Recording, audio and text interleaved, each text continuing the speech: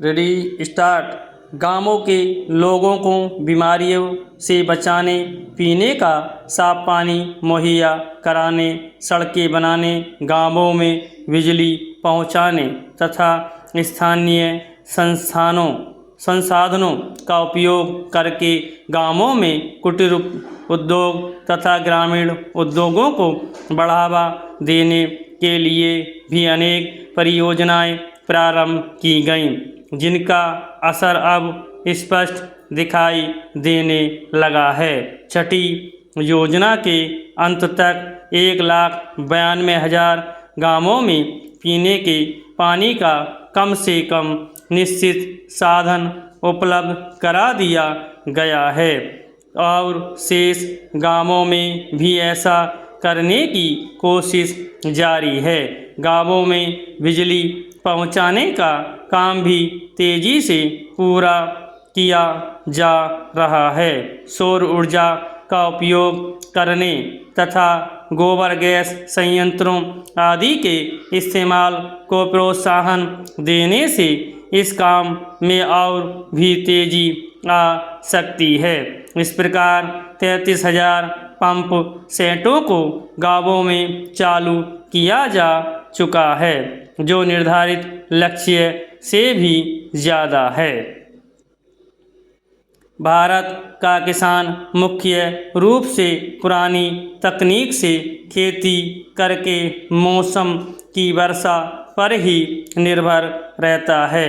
उसे नई तकनीकों के इस्तेमाल के लिए प्रोत्साहन देकर तथा कृषि उत्पादन बढ़ाने के लिए प्रेरित करने के लिए एक नई फसल बीमा योजना शुरू की गई है। इससे अब सूखा, बाढ़, ओलावृष्टि और तूफान से फसल को हुए नुकसान की काफ़ी सीमा तक भरपाई हो सकेगी और किसान की हालत में सुधार आएगा। फसल की पैदावार बढ़ाने के लिए किसानों को अच्छे तथा प्रमाणित बीज दिए जाते हैं। पिछले साल 33 लाख क्विंटल उन्नत किस्म उनके प्रमाणित बीजों का वितरण किया गया, जिससे पैदावार काफ़ी बढ़ी है।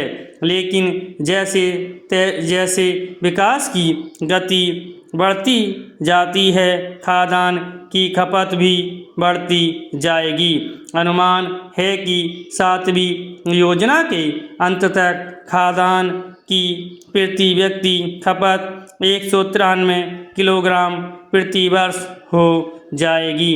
इस शताब्दी के अंत तक यह खपत 215 किलोग्राम प्रति व्यक्ति तक पहुंच जाएगी। मित्रों, जब तक देश के कमज़ोर तबकों के लिए हमारे दिल में दर्द नहीं होगा, कोई कार्यक्रम ठीक से न होगा तो लागू हो सकेगा और न ही वह कामयाब हो सकेगा। इसलिए मैं फिर कहता हूँ कि आप कार्यकर्ता गांव-गांव जाएं और कांग्रेस के सिद्धांतों और कार्यक्रमों को फैलाएं और इस बात की कतई परवाह न करें कि कौन हमारे बारे में क्या कहता है या क्या लिखता है। 8वीं पंचवर्षीय योजना में तमाम प्राथमिकताओं को परे रखकर कमज़ोर वर्ग के विकास के लिए लाए जाने वाले कार्यक्रमों को सबसे ऊपर रखा जाएगा। मताधिकार की उम्र घटाने और चुनाव सुधारों के बारे में कानून जल्दी ही बन जाएगा। मैं बाहर जाता हूँ, बाढ़ में, सूखे में मैंने देखा है कि कई जगह कांग्रेस के कुछ लोगों में दिक्कतों में घिरे लोगों के लिए खास दर्द नहीं होता।